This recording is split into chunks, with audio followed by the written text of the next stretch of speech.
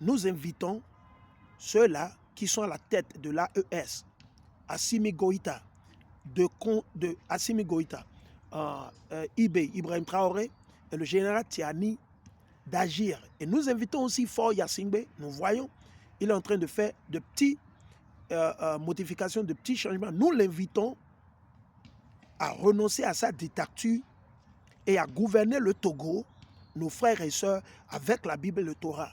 Moi, je ne cherche ni agent chez Faure Gnassingbé ou chez qui que ce soit.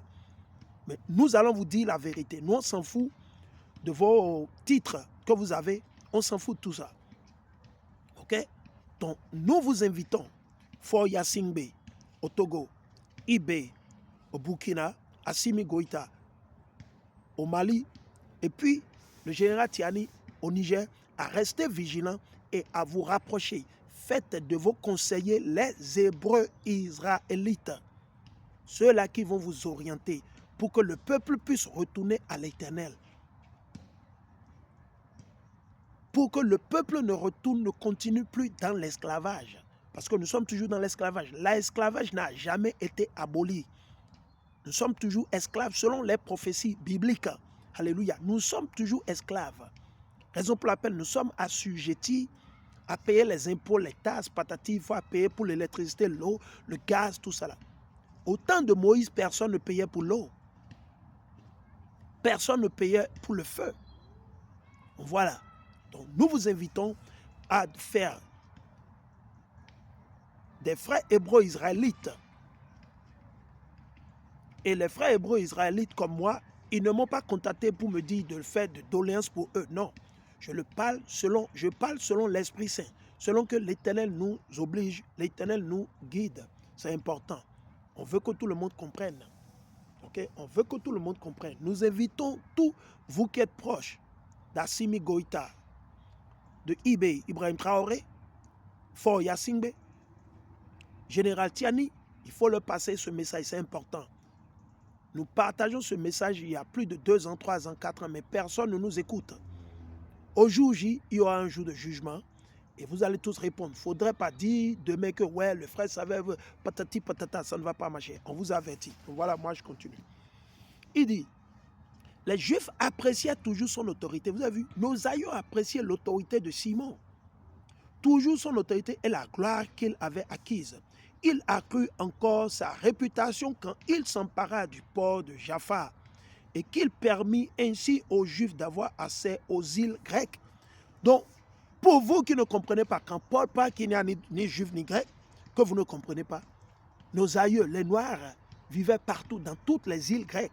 Raison pour laquelle Paul est allé à Corinthe, Éphèse, et la liste continue. Mais les étourdis, vous ne comprenez pas. Vous êtes là toujours à mentir. Si Dieu me le permet, je vais toucher là-dessus.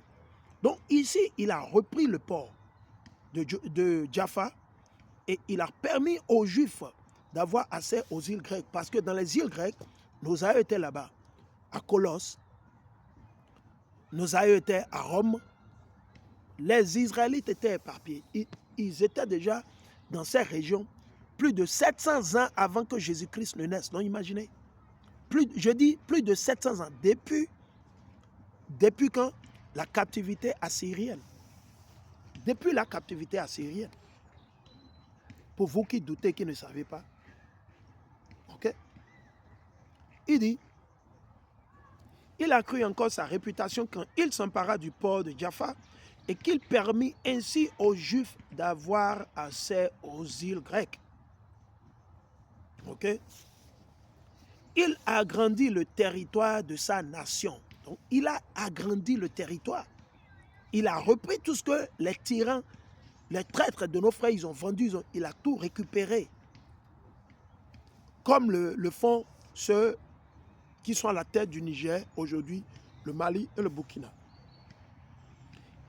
Il dit, et ramena de nombreux prisonniers de guerre. Il conquit Gézer, Betsour et la forteresse de Yarushalouam. Il élimina de cette forteresse tout ce qui la rendait impure. Personne ne pouvait s'opposer à lui. Les gens cultivaient leur terre en paix. Donc, raison pour laquelle on vous dit, la terre ne ment pas. Vous avez vu? Au temps de qui? De Maccabée, vous pouvez déjà le constater que quoi? Vous pouvez déjà le constater que nos aïeux vivaient quoi? De l'agriculture, de la plantation. Aujourd'hui, tout le monde veut porter cravate veste, personne ne veut planter, personne ne veut cultiver. Et vous pleurez que vous avez faim. Mais si vous avez même 500 mètres carrés, que vous l'exploitez bien, vous pouvez devenir millionnaire si vous êtes sincère, que vous mettez en pratique la loi et les commandements de l'Éternel. Si vous plantez de la tomate, si vous voulez un peu de conseils sur comment il faut le faire, vous pouvez nous contacter et puis on va vous aider. Nous allons vous donner des instructions. Si vous les suivez, vous allez prospérer. Si vous plantez du maïs, vous le faites comme cela se doit, sur 500 mètres carrés. Au fil de 3 mois, l'Éternel va vous bénir, il va multiplier ce que vous avez fait. Mais vous devez vous repentir et avoir foi en l'Éternel à travers qui? À Mashiach. Il dit, les gens cultivaient leur terre en paix. Les champs produisaient leurs récoltes et les arbres de la plaine leurs fruits. Les vieillards, assis sur leur place, parlaient tous d'événements heureux, tandis que les jeunes hommes revêtaient fièrement leur équipement militaire. Ça, c'était un leader, ça, qui a établi, qui a restauré l'ordre, qui a ramené le peuple, nos aïeux, à l'Éternel Yahweh. Où ils sont où? Qui c'est qui? C'est candidats Zanaï? Non, c'est des peureux. C'est des traîtres, c'est des vendus, c'est des gens qui viennent à la télé, ils sont devant les écrans, les caméras, ils utilisent de gros mots à longueur de journée. C'est eux qui jouent les connaisseurs, les connoisseurs et la liste continue. On veut des actions palpables. Il faut ramener le peuple de Dieu, c'est nous les Juifs. Ramenons le peuple de Dieu. Libérons nos frères et sœurs de la main de ces traîtres, de ces bâtards, de ces tyrans, de ces antichrists, de ces démons qui ne font que mentir. Des menteurs professionnels qui ont construit, ils ont érigé des institutions de mensonges au Bénin. Comme ce diable Patrice Talon, qui ment depuis le jour qu'il est né. Il n'a jamais dit la vérité. C'est le maître du mensonge au Bénin qui affaiblit presque 13 millions. Parce que je sais qu'il y a un rescapé, comme on le dit en anglais, there is a remnant that he cannot overtake. There is a remnant that the bastard, the devil, the wicked, the wretch cannot overtake in Benin. Ah yeah, he cannot. He cannot.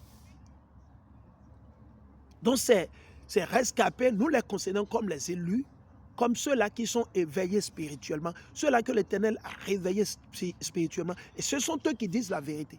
Mais le reste des 13 millions, il les a envoûtés. Il les a bassés, il les a livrés à ces démons qu'il adore. Et ils ne sont pas en mesure de dire la vérité. Imaginons. Je reviens.